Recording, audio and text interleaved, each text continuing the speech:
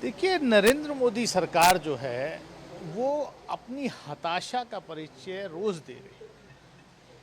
ED हो, CBI हो, इनकी जो एजेंसीज हैं, इनकी कोई विश्वसनीयता रह नहीं गई है। ऐसी चार्जशीट, ऐसी धमकियों से कानून का पालन हम करेंगे, कोर्ट में जवाब दिया जाएगा, लेकिन इन धमकियों में कांग्रेस पार्टी, कांग्रेस का कार्यकर्ता आने वाला नहीं। अगर इस तरीके का आप सरकार दुस्साहस करने की अगर सोच भी रही है तो ये दिमाग से निकाल दे कि कांग्रेस का एक एक कार्यकर्ता, आपकी जेलें कम पड़ जाएंगे, लेकिन कांग्रेस का कार्यकर्ता जेलों में जाने से नहीं डरता। आपको लगता है सर ये जानकर कार्रवाई की गई है, क्योंकि नेशनल हेराल्ड को लेकर काफ़ी लंबे समय से ये जांच चल रही थी।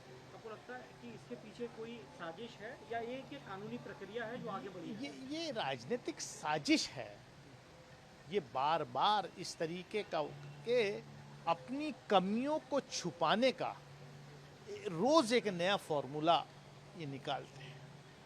प्रधानमंत्री कल वक्फ के बारे में बात कर रहे थे, अरे कौन जिम्मेदार है? अगर तुम मखौल उड़ा रहे हो इस देश के मुसलमानों का कि वो पंचर लगाने के लिए मजबूर हो गए, तो कौन जिम्मेदार है?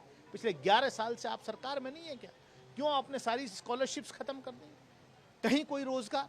अरे जब देश के नौजवान को रोजगार नहीं है तो उसमें मुसलमान को भी रोजगार नहीं है।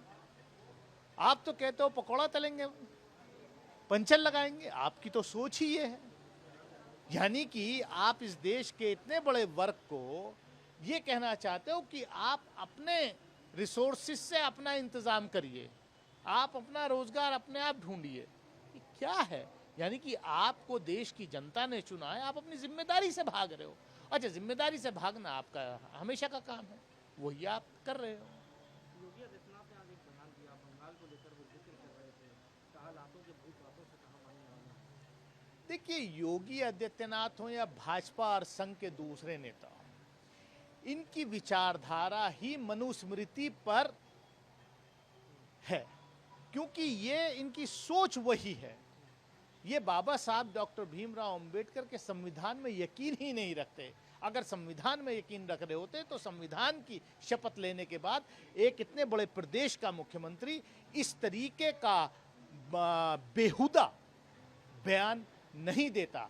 आप मनुस्मृति के का दौर वापस लाना चाहते हो, आप इसीलिए संविधान, बाबा साहब का संविधान बदलना चाहते हो और मनुस्मृति इस देश में लागू करना चाहते हो, क्योंकि उसमें इस देश में के बड़े वर्ग को, जो शोषित, वंचित, पीड़ित समाज है, उसमें मनुस्मृति में क्या कहा गया है, क्या लिखा गया है, ये सब जानते हैं। तो आपकी सोच वही सोच है, आपकी सोच मनुस्मृति वाली सोच है। आपकी सोच और मुख्यमंत्री और प्रधानमंत्री अपने पद की गरिमा नहीं रख पा रहे हैं। क्या आप पंचर वाली सोच, देश के नौजवान को रोजगार नहीं देते और उस सोच के ऐसे बयानात आप देते हैं? शर्म आनी चाहिए। आपको लगता है सर जो बंगाल वायलेंस हुआ वक्त को लेकर, क्या इसमें बांग्लादेशी घुसपैठियों का भी रोल हो सकता है, ऐसा आपको लगता है? देखिए, अगर बांग्लादेशी घुसपैठिए हैं तो नरेंद्र मोदी की सरकार क्या कर रही है पिछले 11 साल से? इस देश के लौह पुरुष, आज के लौह पुरुष अमित शाह गृह मंत्री हैं, वो क्या कर रहे हैं? अरे देश की सीमाओं की रक्षा करने की जिम्मेदारी आपकी है, आप कुछ कर नहीं रहे, आप सिर्फ नैरेटिव बनाते हैं। अगर ऐसा है तो कार्रवाई होनी चाहिए कि कौन इसको अलाउ कर रहा है। देश के अंदर हिंसा की, सिविलाइज सोसाइटी में हिंसा की कोई जगह नहीं है। हम हर तरीके की हिंसा को कंडेम करते हैं।